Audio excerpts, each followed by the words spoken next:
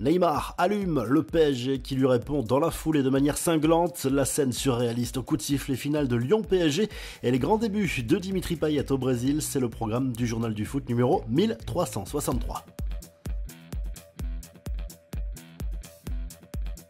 Après Lionel Messi, Neymar sort du silence sur son passage au PSG. Très clairement, le Brésilien n'est pas tendre avec les champions de France qu'il a quittés cet été pour rejoindre Al Hilal en Arabie Saoudite.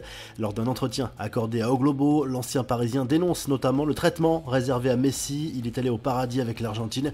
Il a vécu l'enfer à Paris. Nous avons vécu l'enfer, lui et moi, a lâché la star de la Seleção. Réponse très courte mais très efficace du PSG au journal L'Équipe sur cette polémique.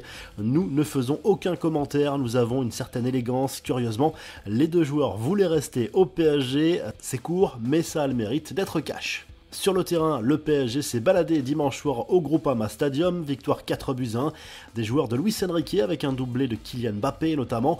Les Parisiens remontent à la deuxième place, les Gaunes sont bons derniers et Laurent Blanc est plus que jamais en grand danger. Bradley Barcola, transféré de l'OL au PSG il y a quelques jours, a reçu un accueil glacial avec une banderole qui le visait lui et Castello Luqueba. Le jeune Parisien a été conspué au moment de son entrée en jeu en seconde période et au coup de sifflet final, on a assisté à une scène surréaliste. Le capot des Bad Guns s'est exprimé devant les joueurs pour leur faire passer un message. En clair, les leaders vont devoir assumer leurs responsabilités. Même si les résultats ne sont pas là cette saison, les joueurs vont devoir au minimum mouiller le maillot.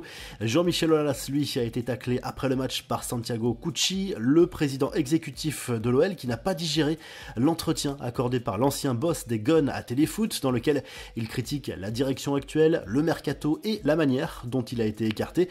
Il y avait une coutume de ne pas parler le jour du match pendant 36 ans, et c'est pourtant ce qui s'est passé. Il faut avoir un peu de décence et avancer pour le projet du club, a lâché Cucci après la rencontre avant de mettre un sacré coup de pression à Laurent Blanc. Il faut un entraîneur qui entraîne, mais il n'y a pas que lui qui est responsable, ce n'est pas lui qui joue au foot. Une réponse qui en dit long sur l'ambiance actuelle du côté de l'Olympique Lyonnais.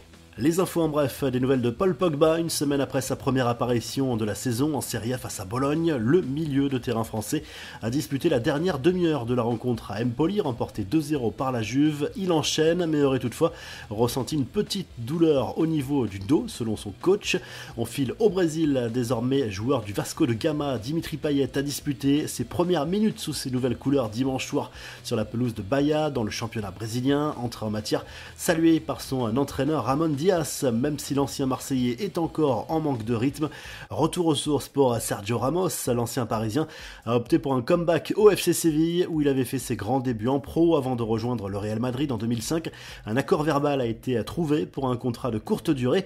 Les supporters de Francfort, eux, ne digèrent pas le départ de Randal Kolo Muani pour le PSG et surtout son bras de fer engagé avec la direction dans la dernière ligne droite du mercato.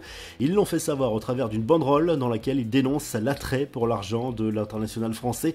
Enfin, grosse info concernant Manchester United, la famille Glazer devrait retirer le club mancunien du marché pour retenter sa chance peut-être plus tard pour une éventuelle vente. Selon les informations du Daily Mail, les propriétaires n'ont pas obtenu les offres qu'ils souhaitaient, mais ce statu quo ne va pas plaire aux fans des Red Devils.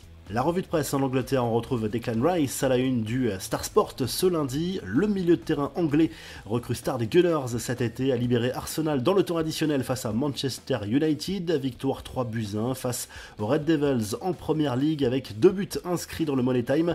En Espagne, le journal Sport salue à la victoire difficile mais importante du FC Barcelone sur le terrain d'Osasuna 2-1 grâce à Jules Koundé et Robert Lewandowski sur penalty. En Italie, le Corriere dello Sport place Lautaro Martinez en une. Ce lundi, l'attaquant argentin s'est offert un doublé lors du carton de l'Inter Milan face à la Fiorentina. Succès 4-0 des Nerazzurri qui décrochent un 3e succès en autant de rencontres comme l'AC Milan.